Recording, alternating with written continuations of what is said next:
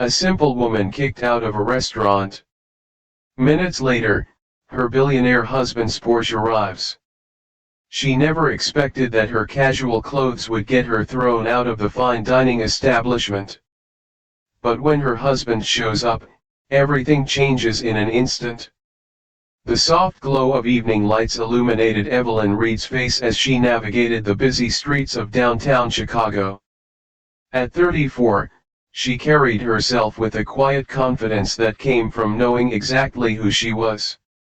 Her beige cardigan and comfortable shoes reflected her practical nature rather than her financial status. Tonight was special. After 14 years of marriage to tech innovator Julian Reed, Evelyn was planning a surprise for their anniversary. Julian had been working relentlessly on launching his new sustainable energy platform, and she wanted to reserve a table at the Gilded Spoon, the most exclusive restaurant in the city, the same place where they'd had their first date. Back when Julian was just a promising engineer with big dreams and Evelyn was teaching art at the community center. Evelyn checked her watch. Perfect timing. She'd just finished her weekly pottery class at the local studio, clay still faintly visible beneath her fingernails. She hadn't planned to dress up yet. The reservation was for next week, and today she simply wanted to secure it in person, knowing how difficult it was to get a table there. The restaurant came into view, an elegant building with golden light spilling onto the sidewalk. Through the large windows, Evelyn could see crystal chandeliers hanging from ornate ceilings, illuminating tables draped in pristine white cloth where Chicago's elite dined in their finest attire. Taking a deep breath, Evelyn pushed open the heavy glass door. Beatrice, the maitre d', stood at her station, immaculately dressed in a tailored black suit. Her eyes swept over Evelyn, narrowing slightly at her casual appearance. "Good evening," Evelyn said warmly. "I'd like to make a reservation for next Friday, if possible." Beatrice's expression remained professionally neutral, though her tone carried a hint of dismissal. "I'm afraid we're fully booked for the next 3 months, madam." Evelyn smiled, undeterred. "I understand how busy you must be. It's for a special anniversary, and this place means a lot to my husband and me." Before Beatrice could respond, a man in an expensive suit approached the desk. Evelyn recognized Charles Sterling, a local real estate developer known for his flashy lifestyle and regular appearances in Chicago's social pages. "For you, a free like is easy. But for me, it is the greatest support and encouragement. For this video, can you give me 1 like and 1 subscription? Thank you very much." "Beatrice, my usual table isn't prepared properly," Sterling complained, not bothering to acknowledge Evelyn's presence. "And I specifically requested the 82 Cabernet Sauvignon to be ready." "Right away, Mr. Sterling," Beatrice responded, her demeanor instantly transforming to attentive deference.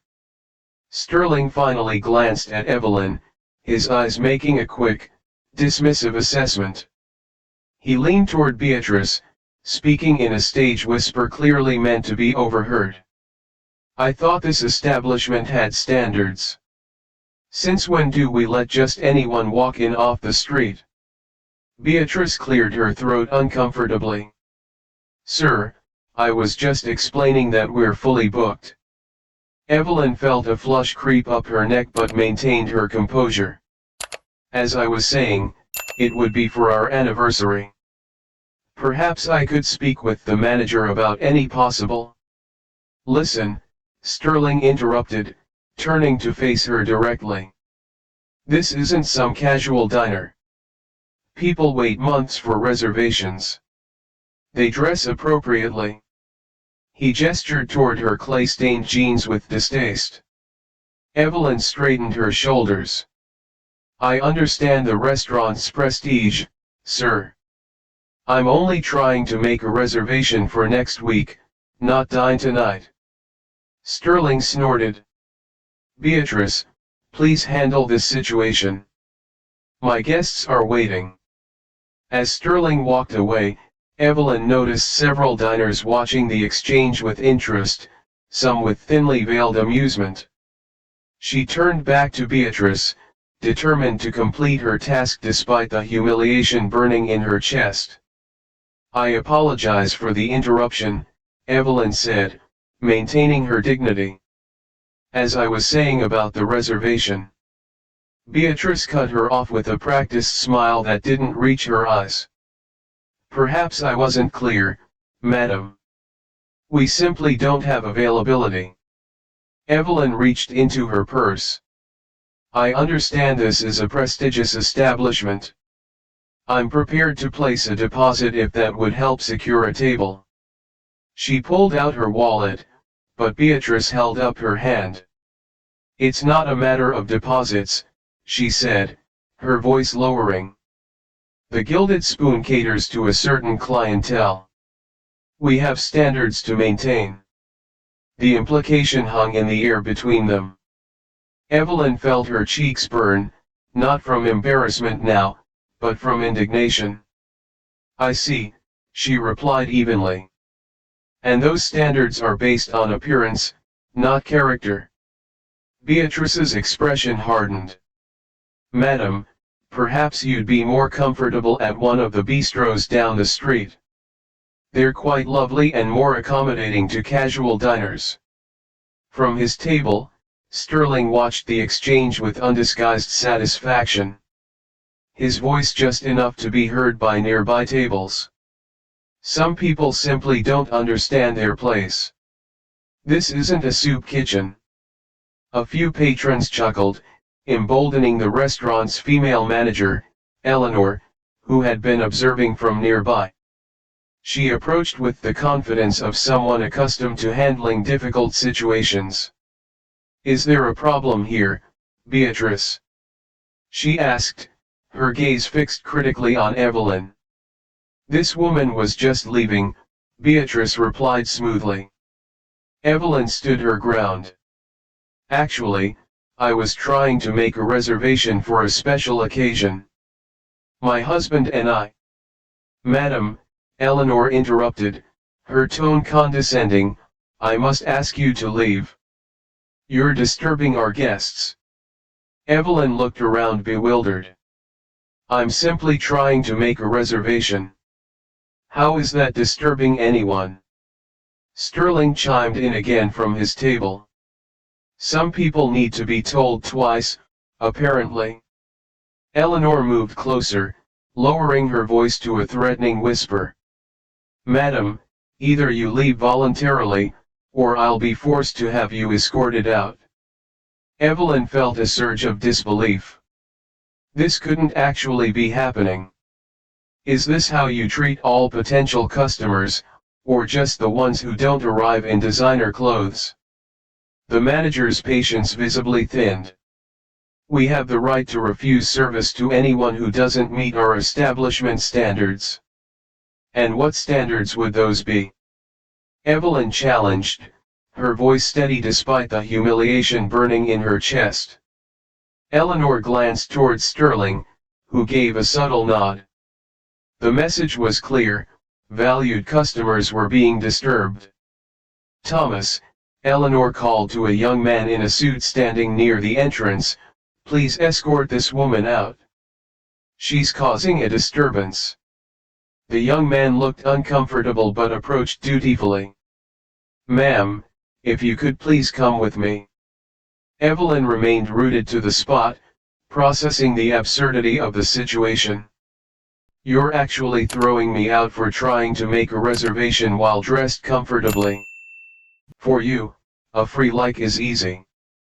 But for me, it is the greatest support and encouragement. For this video, can you give me 1 like and 1 subscription? Thank you very much. We're simply maintaining our atmosphere, Eleanor replied stiffly. Our clientele expects a certain environment. Thomas hesitantly placed a hand near her elbow, careful not to actually touch her. Please, ma'am.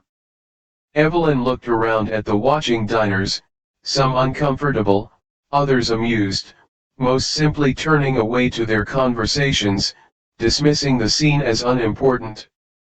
She thought about arguing further, about mentioning who her husband was, but every time she tried, someone would interrupt her.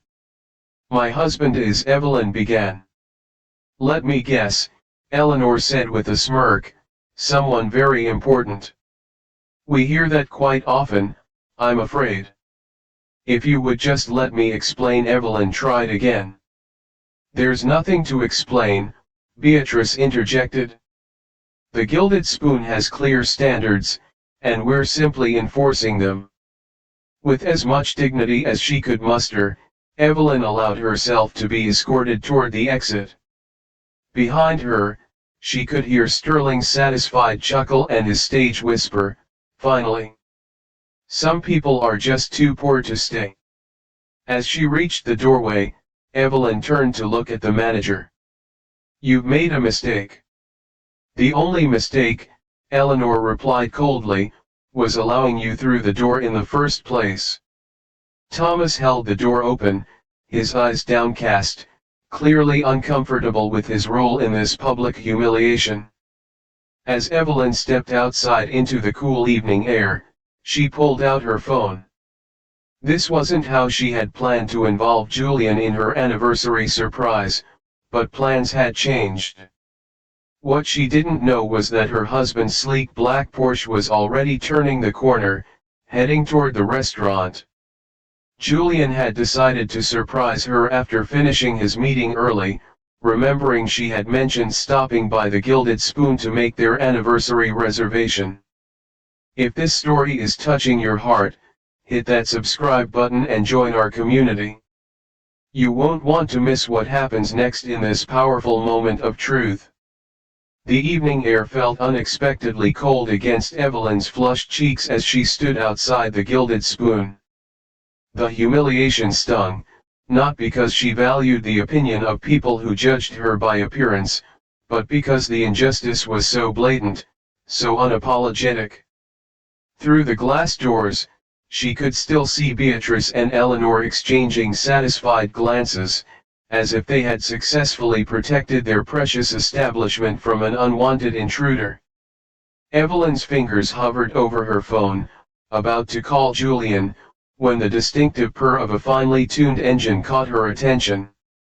A sleek black Porsche 911 glided to a stop directly in front of the restaurant, its polished surface reflecting the golden lights from the entrance. Evelyn's heartbeat quickened. She would recognize that car anywhere. Inside the Gilded Spoon, the smooth operation of exclusive dining continued uninterrupted. Sterling was regaling his companions with some self-important story, his boisterous laughter carrying across the room. Beatrice had returned to her post, while Eleanor was personally attending to another well-dressed couple. The restaurant's front door opened, drawing Beatrice's practiced smile, a smile that froze when she saw who entered. Michael Parker stood in the doorway, his tall frame impeccably dressed in a midnight blue tuxedo that exuded quiet wealth. At 40, he carried himself with the confidence of a man who had nothing to prove, his success speaking for itself. His eyes swept the restaurant with laser-like precision until they found Evelyn outside on the sidewalk. A flicker of confusion crossed his face, quickly replaced by something harder, more focused. "Good evening," Beatrice greeted, her professional demeanor instantly engaged. "Welcome to the Gilded Spoon. Do you have a reservation, sir?" "For you, a free like is easy. But for me, it is the greatest support and encouragement. For this video, can you give me 1 like and 1 subscription? Thank you very much." Michael turned to her, his expression unreadable. "I'm meeting my wife." Beatrice's smile brightened. "Of course, sir. May I have the name for your reservation?" "Reed," he replied simply. "Michael Reed."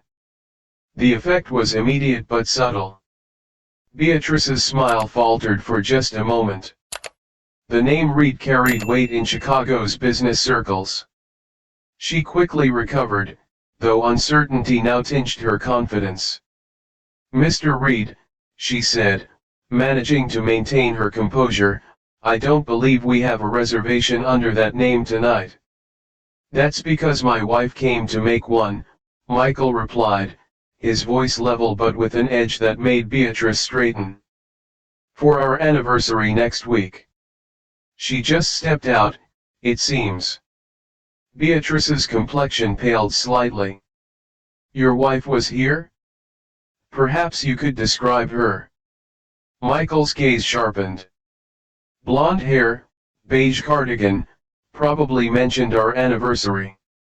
The blood drained from Beatrice's face as realization dawned. From his table, Sterling watched the exchange with growing interest, sensing the shift in atmosphere. "Sir, there may have been a misunderstanding," Beatrice began, but Michael was already moving past her, opening the door and extending his hand to Evelyn. "Everything all right?" he asked quietly as Evelyn took his hand and stepped back inside. "Not exactly," Evelyn replied, her voice steady despite the emotional current running beneath. The restaurant had grown oddly quiet, conversations tapering off as patrons sensed the unfolding drama. Eleanor approached quickly, having registered that something was amiss at the entrance. "Is there a problem?" she asked, her eyes darting between Michael's unmistakably expensive attire and Evelyn's casual clothing, mental calculations visibly racing behind her practiced smile. "Yes," Michael said calmly. "I understand my wife was just asked to leave your establishment." Eleanor's professional mask slipped for just a second before settling back into place. "There must be some confusion. We have certain standards for our guests." "And standards?" Michael repeated the word, hanging in the air like crystal about to shatter. "What standards exactly would prevent my wife from simply making a reservation?" Evelyn watched as the restaurant staff's confidence began to crumble. Beatrice was now frantically flipping through reservation cards, perhaps hoping to find evidence that she'd somehow accommodated Evelyn after all. "Sir," Eleanor tried again, lowering her voice, "perhaps we could discuss this privately?" "I'm sure there's been a misunderstanding." "I don't think so," Evelyn interjected, finding her voice. "You were quite clear about your standards and how I don't meet them." From his table nearby, Sterling cleared his throat loudly. "The woman was causing a disturbance," he offered, apparently unable to read the changing dynamics of the room. "Some people simply don't know how to behave in establishments of this caliber." Michael turned slowly, taking in Sterling for the first time. "And you are?" "Charles Sterling," he replied with evident self-importance. "I'm something of a regular here." "I see," Michael said, his tone deceptively conversational. "And you felt it necessary to involve yourself in how the restaurant treated my wife." Sterling's confidence wavered as he finally registered the subtle signs of power and wealth that Michael carried effortlessly, not in flashy displays, but in the quiet certainty of his bearing. "Your wife?" Sterling repeated, his voice losing its authoritative edge. "Yes, Mr. Sterling. My wife, Evelyn Reed." Michael's voice remained calm, but the temperature in the room seemed to drop several degrees. Co-founder of the Reed Global Initiative, board member of the Chicago Art Institute, and the woman who just wanted to make a dinner reservation to celebrate our anniversary at the place where we had our first date. For you, a free like is easy. But for me, it is the greatest support and encouragement. For this video, can you give me one like and one subscription? Thank you very much. The silence in the restaurant was now absolute. Even the kitchen staff had paused to watch through the service doors. Beatrice stood motionless at her station, reservation book still open in her hands. Eleanor's professional smile had disappeared entirely. Evelyn felt no triumph in their discomfort, only sadness at how quickly humans judge one another based on such superficial criteria. "Julian," she said quietly, placing a hand on his arm, "it's okay. Let's just go." But Michael wasn't finished. His gaze remained fixed on Sterling, who was now shifting uncomfortably in his seat. Michael continued. "How often people confuse wealth with worth." The gilded spoon remained suspended in a charged silence. Every eye was fixed on the tableau near the entrance, Evelyn in her simple clothes, Michael in his perfect tuxedo, and the restaurant staff caught in a moment of dawning horror. "Mr. Reed," Eleanor finally managed, her voice no longer carrying its earlier condescension, "please accept our most sincere apologies for this terrible misunderstanding. We would be honored to prepare a table for you and Mrs. Reed immediately."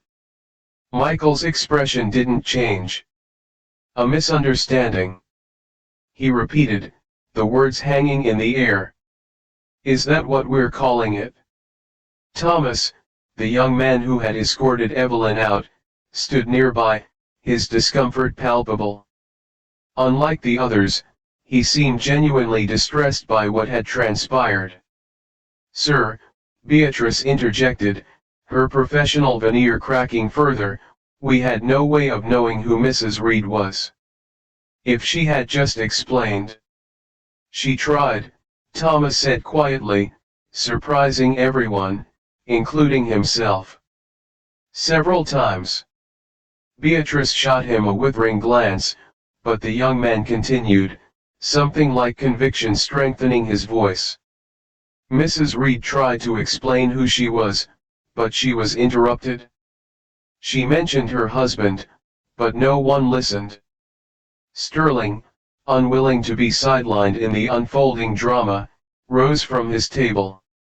"Now see here, the woman was clearly underdressed for an establishment of this caliber. Rules exist for a reason." Michael turned to face him fully. "Mr. Sterling, I'm curious. What exactly do you believe makes someone worthy of respect?" The question hung in the air, deceptively simple yet devastating in its directness. Sterling blinked, caught off guard. "Well, obviously, certain standards must be maintained," he blustered. "People work hard to achieve a certain position in life, and with that comes certain privileges." "Interesting," Michael replied. "My wife works with children who have nothing. She teaches art to help them express trauma they can't put into words.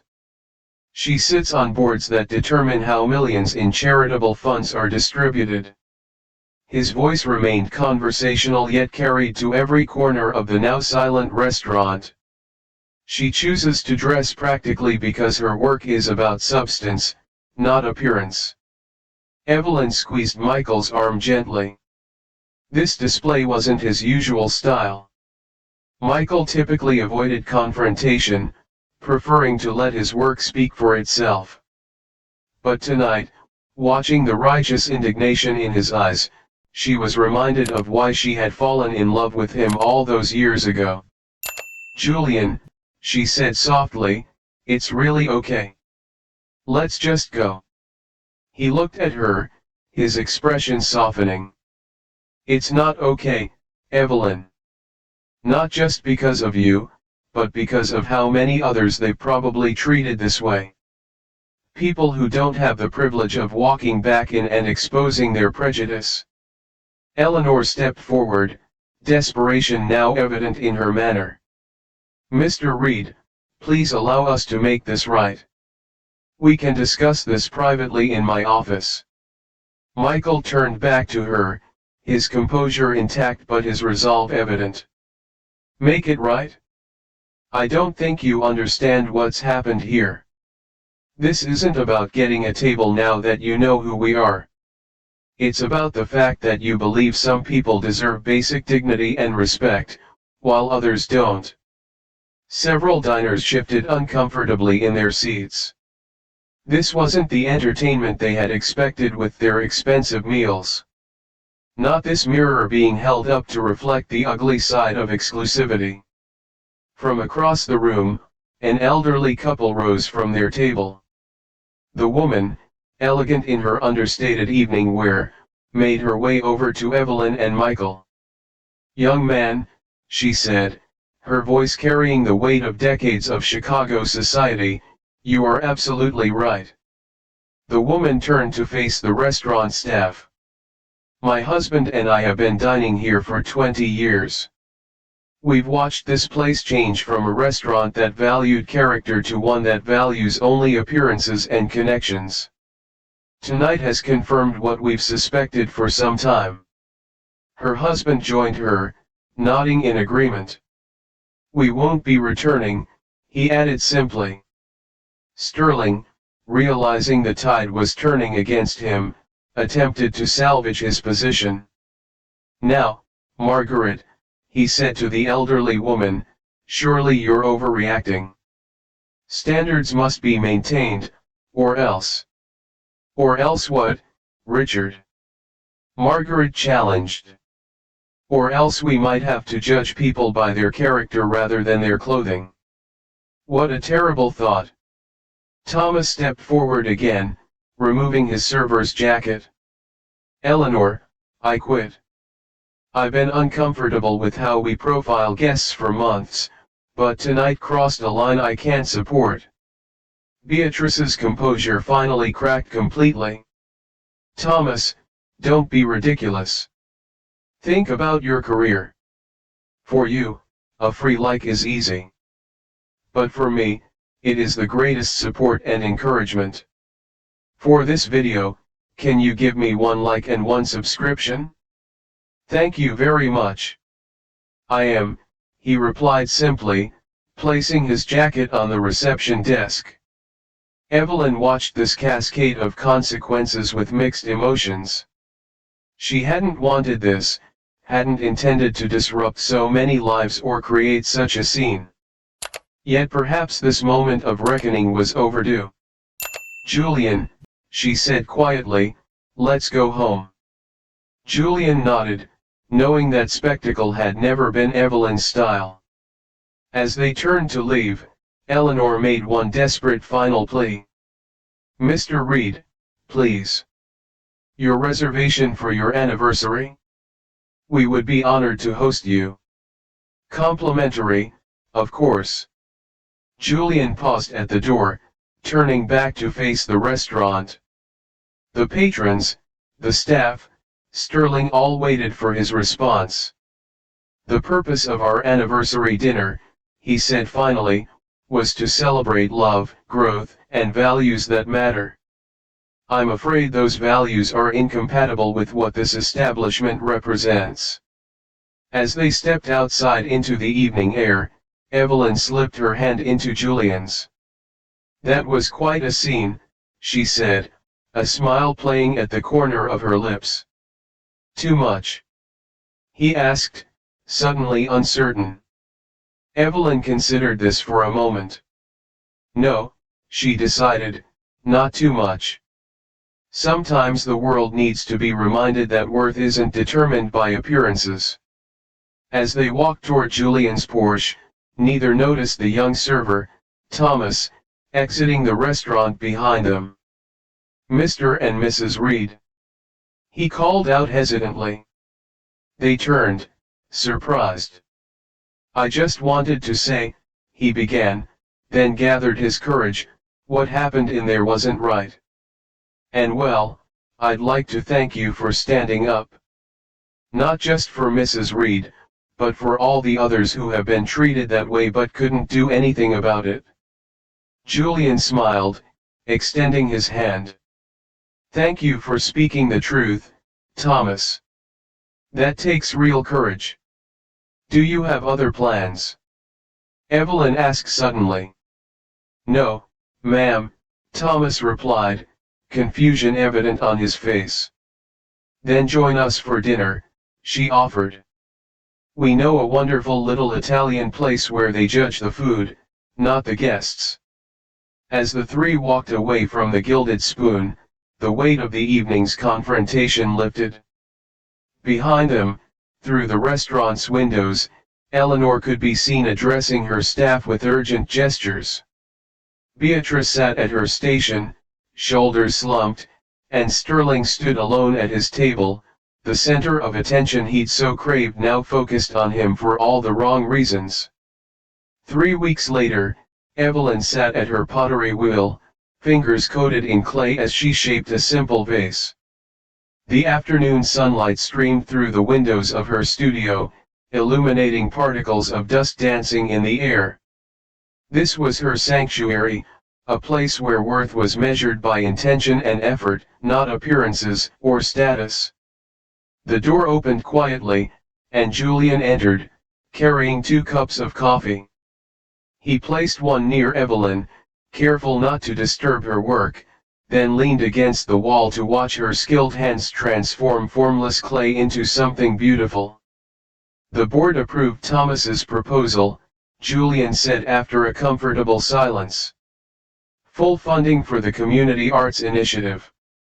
Evelyn smiled without looking up from her wheel. I had a feeling they would. He has a natural talent for seeing potential where others don't. After that night at the Gilded Spoon, Thomas had reached out to Evelyn about his long-held dream of creating accessible arts programs in underserved communities. With her guidance, he developed a proposal for the Reed Global Initiative, transforming his experience in the service industry into valuable insights about breaking down barriers to participation. Did you see the article? Julian asked, sipping his coffee. Evelyn nodded. The Boston Globe's feature on the Gilded Spoon had created quite a stir in the city's dining scene. Not because it exposed what had happened to Evelyn, she had specifically asked that her name be kept out of it, but because it sparked a broader conversation about exclusivity, judgment, and the invisible barriers that divided people. Beatrice called again, Julian added. 3rd time this week.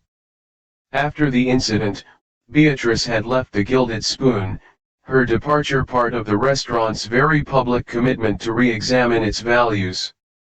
Her heartfelt letter of apology to Evelyn had been unexpected, not just expressing regret for that one evening, but acknowledging a pattern of behavior she was now working to change.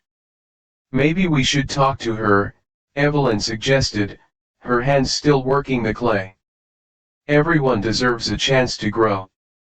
Julian smiled at his wife's characteristic compassion. You never cease to amaze me. You know that, after how she treated you. It's not about forgetting what happened, Evelyn clarified, finally looking up from her work. It's about choosing how that experience shapes us moving forward. Beatrice might become a powerful advocate against the very thinking she once embodied. Julian nodded, understanding. This was why he had fallen in love with Evelyn in the first place, her ability to see beyond the surface, to find potential for good in the most unlikely places. It was what made her work with children so transformative, what made her presence on foundation boards so valuable, and what made her his moral compass when success threatened to distort his perspective. We still haven't decided where to celebrate our anniversary, Julian reminded her. Our actual anniversary was just 2 days away. Evelyn's hands stilled on the clay. Actually, I have an idea about that. For you, a free like is easy. But for me, it is the greatest support and encouragement. For this video, can you give me 1 like and 1 subscription? Thank you very much.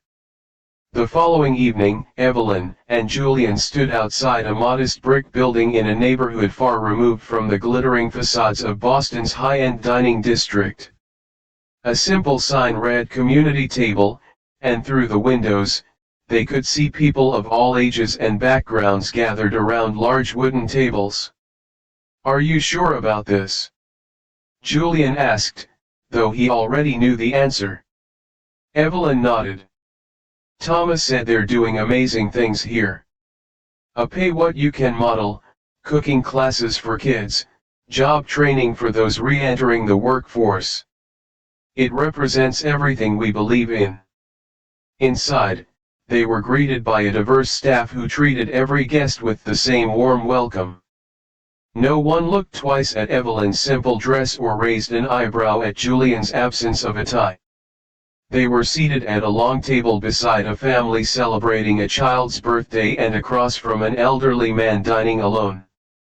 Throughout the meal, simple but beautifully prepared food. Evelyn and Julian were struck by the genuine community being fostered within these walls. Conversations flowed freely between tables. Laughter erupted spontaneously. The staff moved among the guests like old friends rather than servants. Midway through their dessert, Thomas appeared, his face alight with purpose as he introduced Evelyn and Julian to the restaurant's founder, a former executive chef who had walked away from a prestigious position to create this inclusive space. "What do you think?"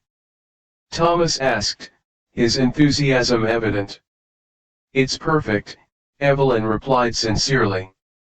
"This is exactly what celebration should feel like, authentic, inclusive, joyful." As they prepared to leave, Julian discreetly arranged to cover meals for everyone in the restaurant that evening and to make a substantial donation to their community programs. Not as a display of wealth, but as an affirmation of values worth supporting. Outside, under a canopy of emerging stars, Evelyn slipped her hand into Julian's as they walked to his car, the same Porsche that had caused such a stir at the Gilded Spoon, now just a means of transportation rather than a statement. "Happy anniversary," Julian said softly, stopping to face his wife. 14 years, and you still help me see the world more clearly." Evelyn smiled, the lessons of recent weeks settling into perspective. "Do you remember what you told me when we first met? That the most valuable things in life can't be bought or displayed." Julian nodded, remembering their early conversations when he was just a promising engineer, and she was teaching community art classes. "That night at the Gilded Spoon," Evelyn continued, "reminded me that we're all constantly making choices about what we value, about who deserves respect and attention, and those choices reveal who we truly are." As they drove through the city streets, neither Evelyn nor Julian noticed the small sign in the window of what had once been the Gilded Spoon, under new management. "All are welcome." Some transformations happen in dramatic moments, like a confrontation in an exclusive restaurant. Others occur quietly, through reflection and choice, one person at a time. But all meaningful change begins with the recognition that true worth can never be determined by appearances alone. If this story touched your heart, don't forget to subscribe and share your thoughts in the comments below. Where are you watching from? Has someone ever misjudged you based on appearances? Your experiences matter to our community. We'll see you in our next powerful story that reminds us all of what truly matters in life.